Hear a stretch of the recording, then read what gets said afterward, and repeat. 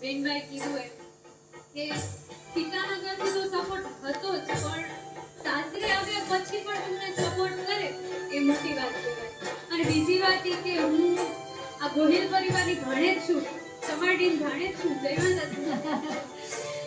આ ગામની પણ ભાણેજ છું હું, એટલે મારા માટે બહુ સૌભાગ્યની વાત છે. અને અત્યાર સુધી પ્રોગ્રામ પણ નથી કરતી, હું ગાવા નથી જતી, બટ પહેલી જ વાર મને મુરલીધર દાદાને ત્યાં ગાવા આવવાનું કીધું અને અહીંયા આની તૈયારી મેં ચાલુ કરી કે ના ભાઈ આપણે કરવું છે. પછી મને લાલ બાપુએ તેડાવી ગધેસર, એટલે બહુ સારી રીતના મારી શરૂઆત થાય છે. આપ સૌ મને આશીર્વાદ આપો કે આમને આમ અમે આગળ વધતા રહીએ. જય મુરલી.